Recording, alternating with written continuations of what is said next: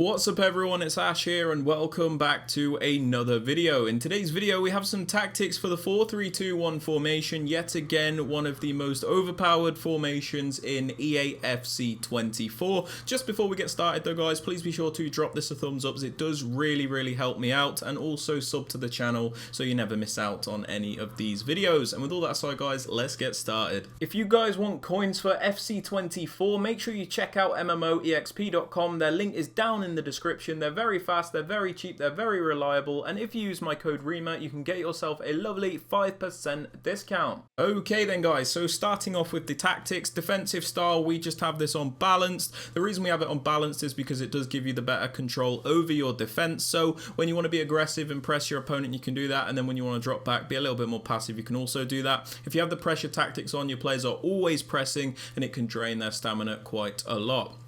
Now moving on to the defensive width, I have this on 45 at the moment. The reason for this is so we can primarily defend in a nice narrow and compact shape, which will stop our opponent being able to just run right through the middle of us. It still maintains some of the width of the formation however, so when we are defending, if an opponent tries to go down the wing, we can also cover those wider areas too. Very important to have that balance guys.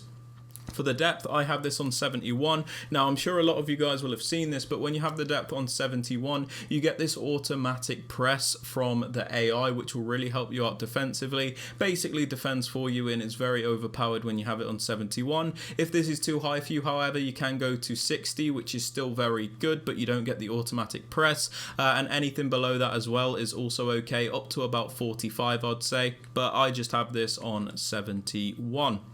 Now moving on to the build-up play guys, I have this on balance. This is because it gives you the most controlled and varied form of build-up when you're going forward. Basically with balance you can pick and choose when and where you use each form of build-up. So when you want to play fast you can do that, and then when you want to slow it down you can also do that. So it allows you to pick and choose when and where you use each form of build-up. For chance creation guys, the most important thing in my opinion, direct passing. Now direct passing is super important because it basically makes your attacking players bunch up against the opposition defenders. They push up really far against them, and it allows you to isolate a specific player and take him on. Players will also make extra movements in the box so you can get off the extra pass to guarantee that goal. Direct passing, very important guys. Moving on to the attacking width, I have this on 47. This is so we do have a little bit of space between our attackers so they're not clumped up all together, but we don't have them too wide to the point where it feels like a 4-3-3 formation. So 47's been doing me really well in that regard.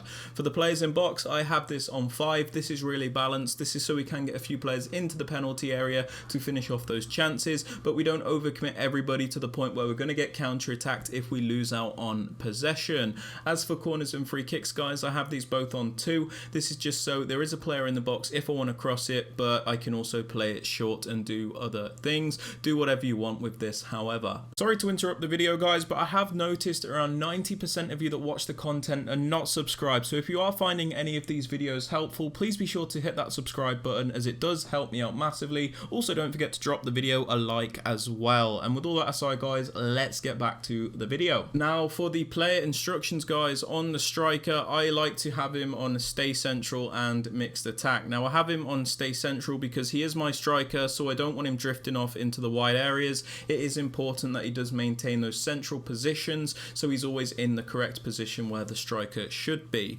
I also have him on mixed attack because I feel like you get a lot more out of the striker this way. When you have him on mixed attack, he seems to make much more varied runs and gets more involved in the build-up play, and it just seems to be a much easier time going forward for me. If however you want to have him on getting behind because that is more your playstyle, that is also absolutely fine, but for now I just have him on mixed attack. Now for the left forward guys, sorry my instructions reset a bit there. On the left forward we have him on stay central and get in behind. We have him on stay central so he does stay in those more narrow areas. We don't want him drifting out into the wings or the super wide areas as if he is a winger, because then we might as well just play a 4-3-3. We do want him to stay in those more narrow pockets of space, which which is where he will be the most useful, as he can cause a lot more trouble to the opponent's defense. We also have him on getting behind, so he does utilize his pace to get in behind the defender and make a lot more runs. This is very useful when we are attacking. Some people might want to have this forward on mixed attack as well. That is also fine, just a bit of a preference thing.